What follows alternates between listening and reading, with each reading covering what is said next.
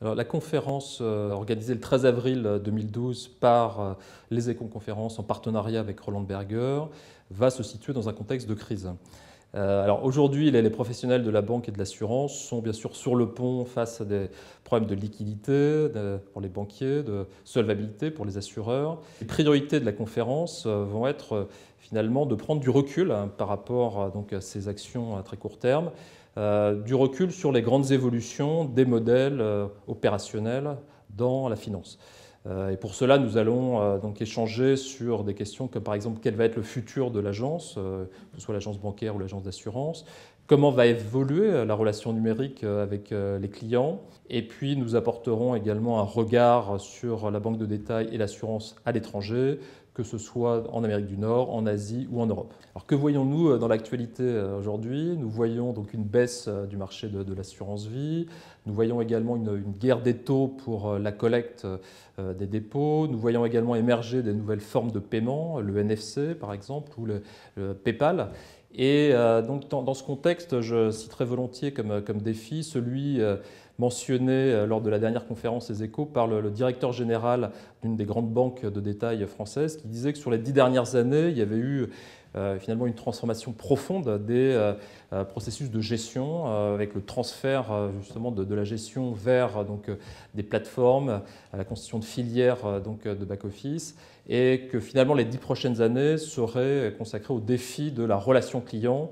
Et je crois que nous allons effectivement voir émerger des nouvelles offres, des nouvelles agences, que ce soit dans la banque ou dans l'assurance, des nouvelles formes d'interaction avec les clients, aussi des nouvelles compétences à développer donc dans les entreprises et également de nouvelles organisations. Le futur de l'agence, c'est une vraie question.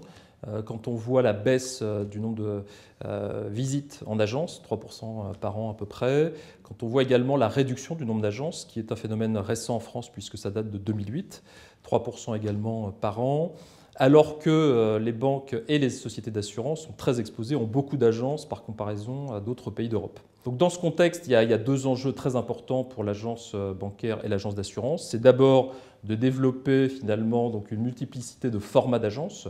Et nous aurons des exemples venant du Japon, venant d'Europe de l'Ouest et de l'Est, très intéressants en termes de ce que j'appelle agence protéiforme.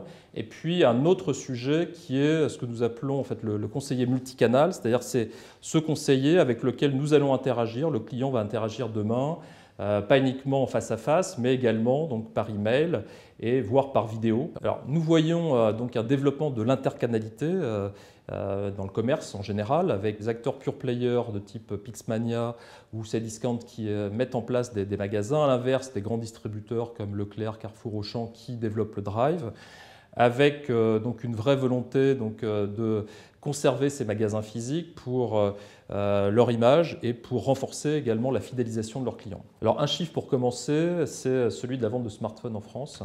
12 millions en 2011, c'est-à-dire à peu près 50% des téléphones mobiles vendus. Ça sert non seulement bien sûr à faire ce qu'on fait déjà aujourd'hui sur Internet, comme par exemple consulter ses comptes bancaires, faire des virements, mais ça sert aussi à faire finalement à proposer de nouveaux services, comme par exemple prendre un chèque bancaire, le prendre en photo avec son smartphone et éviter de se rendre dans une agence bancaire. Alors, on a donc une évolution vers de nouveaux services qui posent deux types de questions. Premièrement, des enjeux de modification de la relation numérique au client en matière de personnalisation de l'offre, en matière de simplification aussi de l'offre, et puis également en matière de connaissance client. Les réseaux sociaux, par exemple, sont une arme fantastique pour mieux connaître ses clients. Et deuxième type de question, c'est tout simplement la question des compétences. Les banques et les sociétés d'assurance vont devoir développer de nouvelles compétences, notamment au niveau marketing. Par exemple, tout ce qui est donc, web analytics, par exemple, tout ce qui est animation en fait, de réseaux sociaux sur Internet. Donc, de nouveaux enjeux que nous allons aborder à partir d'expériences, notamment internationales, dans la banque et dans l'assurance.